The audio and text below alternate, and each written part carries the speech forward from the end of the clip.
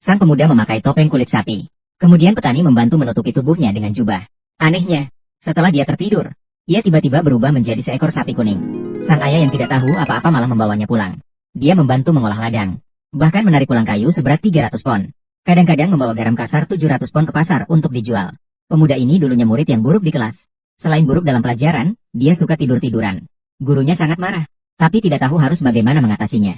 Melihat hal itu, guru terpaksa mengusirnya dari sekolah, agar dia berintrospeksi di rumah, dan merenung dengan serius. Namun, begitu kembali ke rumah, ibunya sangat terkejut.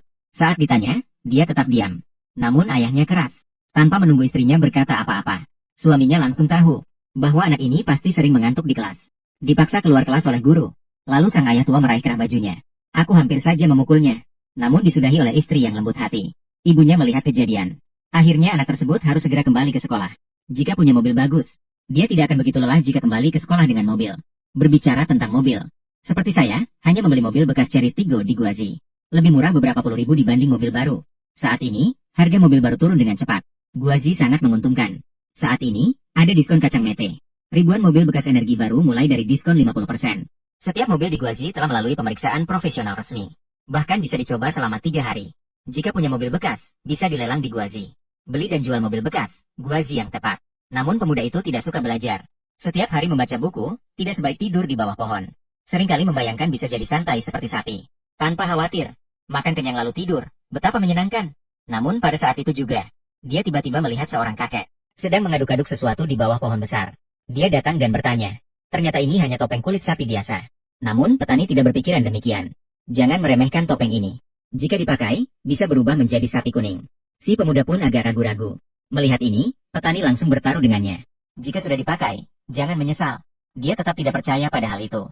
Tanpa berkata-kata, dia langsung mengambil topeng dan memakainya di wajahnya. Setelah itu, petani memakaikannya mantel kulit sapi.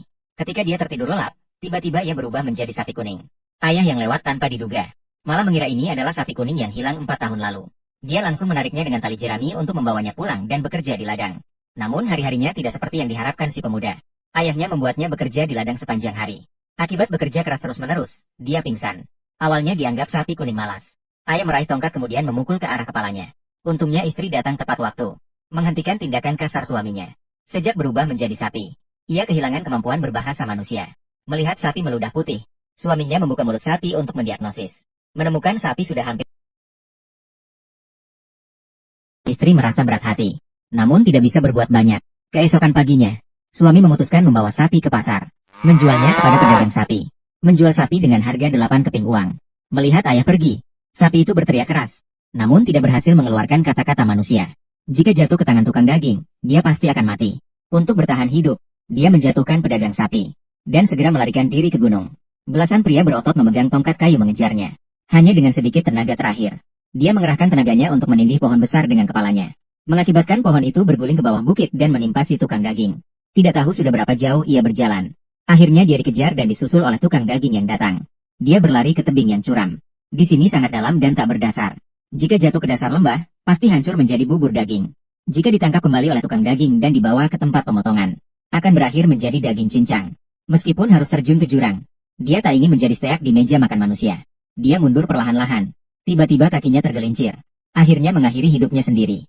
Dengan tiba-tiba, pemuda itu terbangun dari mimpi. Ternyata semua ini hanyalah karena mimpi buruk. Melihat kedua kakinya yang utuh, benar-benar masih hidup. Kebiasaan tidur siang ini harus diubahnya. Dia harus benar-benar merubahnya. Sejak saat itu, dia seolah-olah berubah menjadi orang yang lain. Setiap hari bangun pagi dan membantu ibunya membeli barang. Setelah pulang sekolah, naik ke gunung membantu ayah mengumpulkan kayu bakar. Mendengarkan pelajaran dengan sungguh-sungguh di kelas. Prestasi belajar melonjak dengan cepat. Setiap malam, belajar menghafal puisi klasik dengan menyulut lampu minyak. Orang tua di luar rumah juga merasa sangat bangga.